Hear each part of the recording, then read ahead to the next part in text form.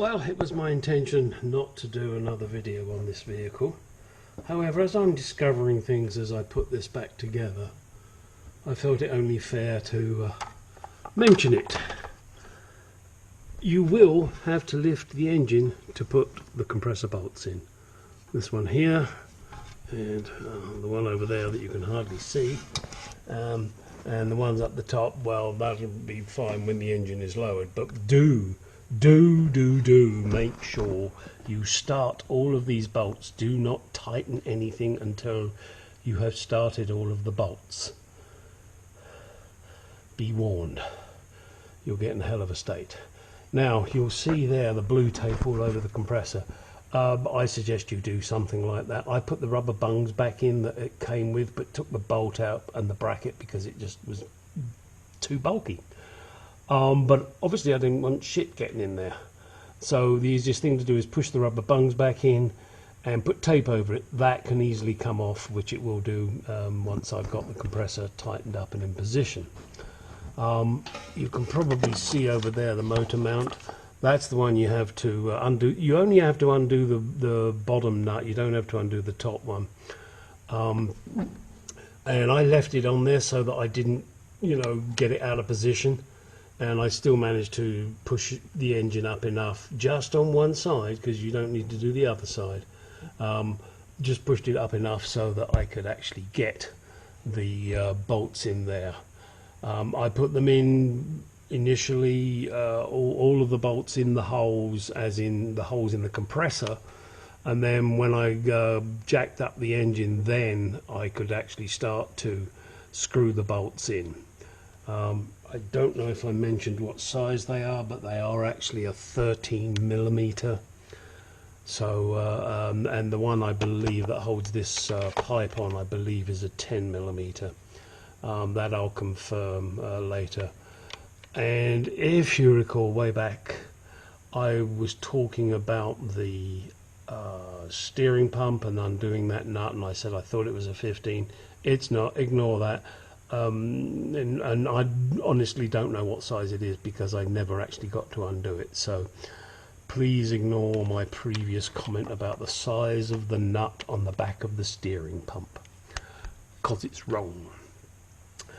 Alright, I've got the compressor in here, and don't forget, boys and girls, you must put the PAG oil in the compressor before you put it in position, otherwise it will be a fucking nightmare.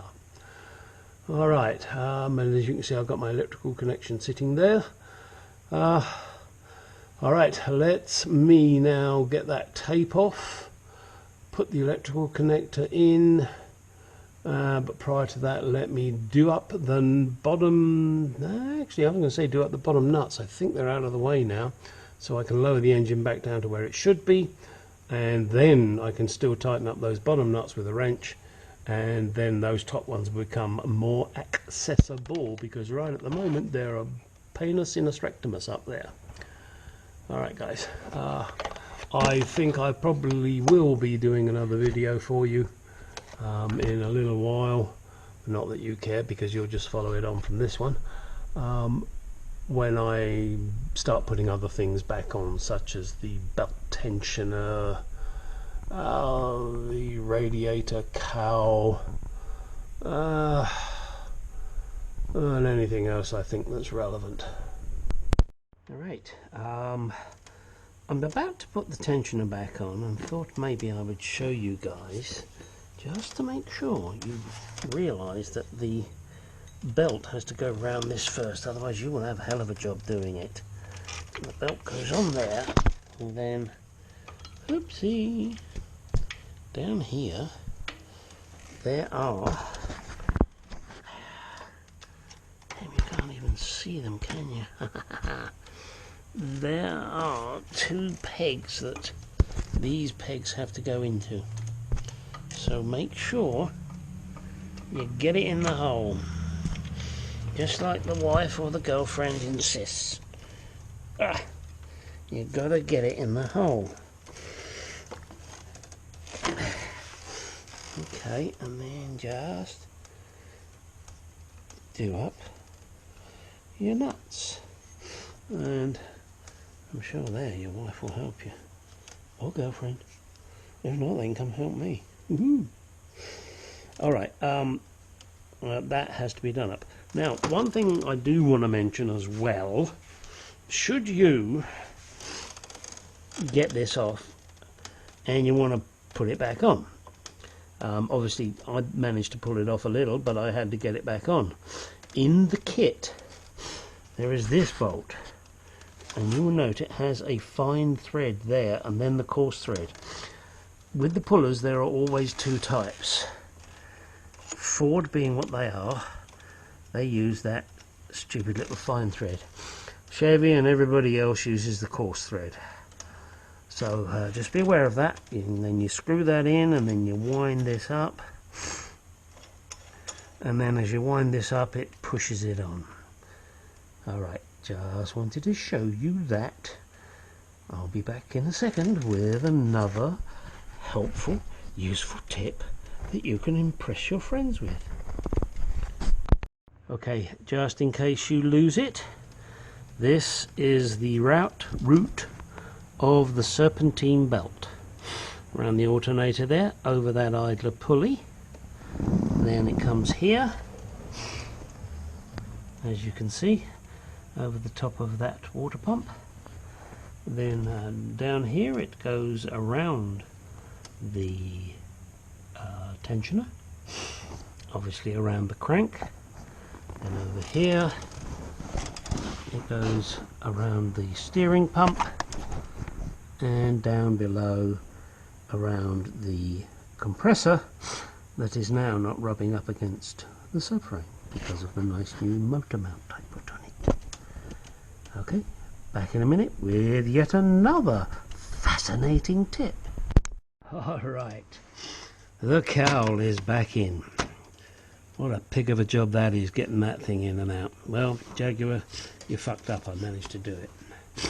Next is to reconnect these transmission hoses. They just pop in. We'll get that done. Once that's done, then we'll connect this hose here. The belt, as you know, is already done. Over on this side then we have the nightmare to deal with, and by the nightmare I mean this, and I've got to put the metal clip back on that, and then this. I don't know if you can see that, hopefully you can. Might even be able to pop it on while you're watching. Yep, this is another classic balls up design. It has a rubber, I don't know what you want to call it, boot, whatever, that holds the heater valve. The clip is missing off of this. I do have it. I've just taken it off. And then we of course have this multitude of hoses here to get back on. But also, way down there, we've got to make sure we get the bolt that holds that twin solenoid heater valve on.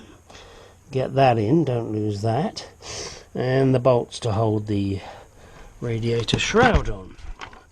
Once that is done, then I can start putting the coolant tank back on, and the rest of the hoses, and then get underneath and make sure that I connect all the wires up that I've disconnected. Then, with that all done and the coolant tank back on, I can fill it full of coolant that I drained out and saved. I didn't throw it away because the owner tells me he recently replaced the radiator. I can see why he didn't want to do the compressor. Alright. Hoo-wee. We will move on, and you will get another hint or tip or clue as to anything else I discover.